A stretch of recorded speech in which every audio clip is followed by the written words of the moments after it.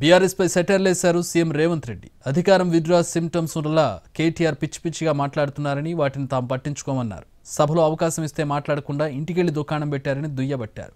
కాళేశ్వరం, యాదాద్రి, భద్రాద్రి సహా అవినీతి అంశాలపై విచారణకు ఆదేశించామని, ముందుంది ముసళ్ల పండుగ అంటూ హెచ్చరించారు. పోయిన సంవత్సరం కానీ గత సంవత్సరం కానీ డిసెంబర్ 28కి మొదలయ్యి మార్చి వరకు పేమెంట్లు వేసిండ్రు. ఈసారి డిసెంబర్ 9 నాడే పేమెంట్లు వేసినాం.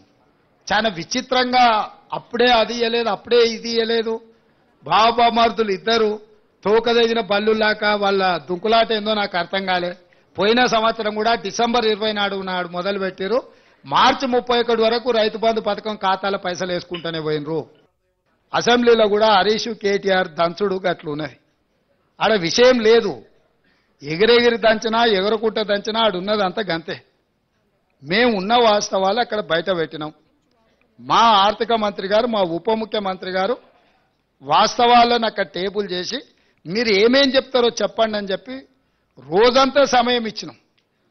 అక్కడ చెప్పాల్సింది చెప్పకుండా ఇంటికాడికి పోయి మళ్ళేదో కొత్త దుకాణం తెరిచాను.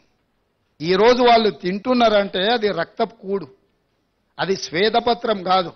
మధుకల్లు రాయనోడు సడన్ గా మధుకల్లు దొరకకపోతే ఆ పిచ్చి పిచ్చి చేష్టల్ని తట్టుకోవడానికి కుటుంబ సభ్యులే మంచాన్ని కట్టేస్తారు తాళ్ళు పెట్టి. అధికారం పోయిన విడ్రాయల్ సిమ్టమ్స్ తోని కేటీఆర్ అట్లా మాట్లాడుతుండు. కొంతకాలం అతన్ని తాళ్ళు పెట్టి మంచాన్ని కట్టాల్సిన పరిస్థితి ఉంటది. షాడో టీం ఎందుకే? అసెంబ్లీలో నీకే మైకిచ్చి నువ్వే సూచన చేయి, నువ్వే సలహా చేయి, మేము తీసుకున్న నిర్ణయాలను విశ్లేషణ చేయమని బాహటంగా అసెంబ్లీలోనే అవకాశం ఇస్తుంటే మళ్ళీ ఇంక వెనకంగా షాడో టీం పెట్టేదేముంది?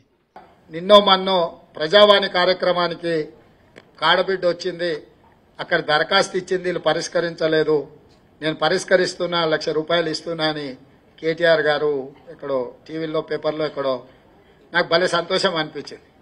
నీ 1,00,000 కోట్లలో ₹1,00,000 అన్న నీ మొడలు వంచి పేదోళ్ళకు వంచిపించిన ప్రజావాణి విజయవంతమైనట్టే కదా. ప్రజావాణి ఏంది? అక్కడికి వచ్చిన వాళ్ళ సమస్య పరిష్కరించడానికి, ఆ సమస్యను మేము పరిష్కరించినట్టే కదా. ఆమె అక్కడికి రావడం వల్ల, ఆ సమస్య తెలవడం వల్ల 1,00,000 కోట్లు అక్రమంగా సంపాదించుకున్న దాంట్లో ₹1,00,000 అయితే ఒక మహిళకు పంచివ్వగలిగినాం కదా. కాబట్టి మా ప్రజావాణి కార్యక్రమం విజయవంతం అవ్వడం మొదలుపెట్టింది. చిన్న ఒక అధికారి వచ్చి షోలో చెప్తున్నాడు, సార్ పోయినసారి 22 ల్యాండ్ క్రూజర్లు కొన్నాడు, అన్ని విజయవాడలో దాచిపెట్టినాం సార్, కొత్త ప్రభుత్వం ప్రమాణ స్వీకారం చేయగానే అన్ని తెద్దామనుకున్నాం. ఆయన నెత్తి మీద దరిద్రం ఉండి ఆయన ఇంటికి పోయింది సార్, 22 కొత్త ల్యాండ్ క్రూజర్లునే.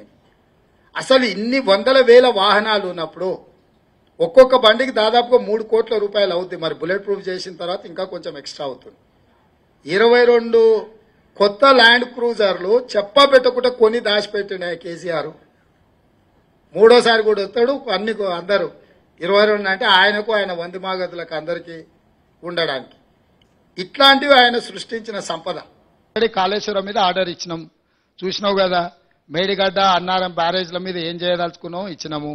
అదేవిధంగా ఛత్తీస్గఢ్ది యాదాద్రి, భద్రాద్రి మీద కూడా ఆర్డర్ ఇచ్చినాము.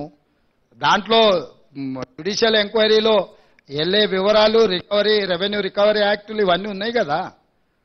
అప్పుడే అయిపోలేవు, ఇంకా 30 రోజులే కాలే, ముందుంది కదా ముసల